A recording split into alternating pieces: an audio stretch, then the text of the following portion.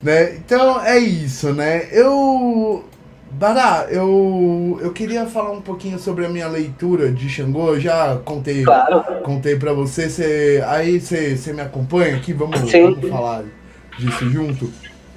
Então, gente, Xangô, né? Xangô, pra mim, é uma divindade um pouco complicada, né? Tipo, pra mim, ela é um pouco complexa em alguns sentidos, né?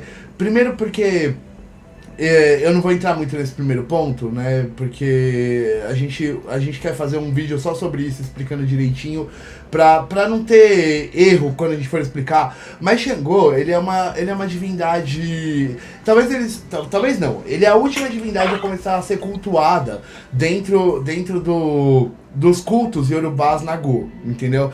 Por que a gente fala isso? Porque ele começa a ser cultuado só no século XIV, depois da morte de Xangô. Ou seja, de certa forma, ele é uma divindade posterior, né? E existem muitas divindades e é bem posterior. Por exemplo, Xangô começa a ser cultuado no século XIV. Mas desde o século V, a gente já tem culto de Exu, já tem culto de Oxalá, sabe? Né? Então o cara apareceu 1000 anos depois e ainda quis sentar na janelinha sendo rei. Não, gente.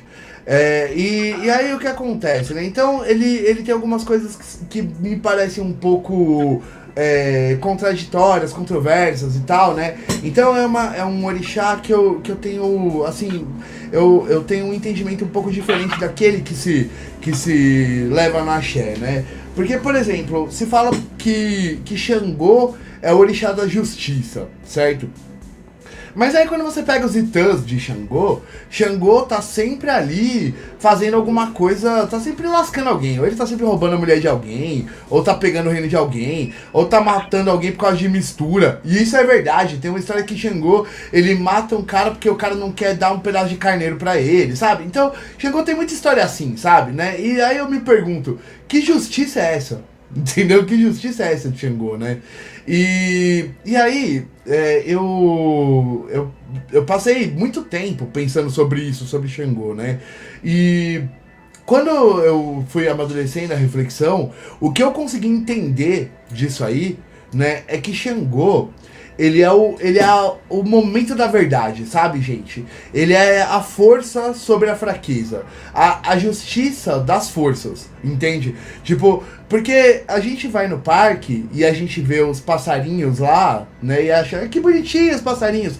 Só que os passarinhos, enquanto eles estão ciscando, gente, eles estão comendo coisas, entendeu? Né? Então, tipo, a justiça, né, de Xangô, no meu entendimento, e isso foge, eu acredito que fuge um pouco do conceito no axé, a verdade nua e crua das coisas, a força sobre a fraqueza, sem ninguém, sem mimimi, as coisas como elas são. Isso é Xangô, entende? Né? É a hora da verdade. E a verdade, ela se impõe no momento, né? É a força se impondo sobre a fraqueza naquele momento, entendeu? Né? E aí vem o simbolismo do trovão, né? O trovão, né? Quando o trovão soa, a única coisa que você faz, né? É ouvir o trovão, né? O trovão, ele chama a sua atenção pro agora, pro momento onde essa força que se impõe sobre a fraqueza tá acontecendo, né? Então, Exu, ele é a justiça porque ele é o que aquele momento permitiu ser mais forte sobre o que é mais fraco. Saca? É assim que eu entendo. Eu não sei se ficou um pouco complicado. Você acha que ficou meio complicado do jeito que eu expliquei, Bará, ou não? Não, não, eu vou até ajudar você numa questão. Me ajuda aí, porque tá E complicado aqui, rapaz. dentro do axé, é difícil, né, quando uma pessoa está passando por uma dificuldade e quer clamar a justiça de Xangô, a gente chega a falar para a pessoa o seguinte, fala, olha, escuta, vê qual é a contribuição que você tem diante daquilo que você está reivindicando, porque se você estiver devendo também, ele vai cobrar você também.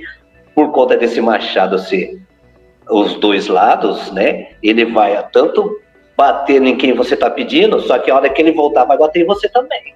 porque você talvez provocou a situação, talvez você também não tenha tanta inocência assim. Essa verdade prevalece. Então, quando você vai fazer um amalá para rear para Xangô, vai lá rezar, rezar, rezar, você tem que estar puro na sua verdade. Porque se você não tiver, a justiça que ele foi impetrar vai cobrar você também. Então, o que você está dizendo,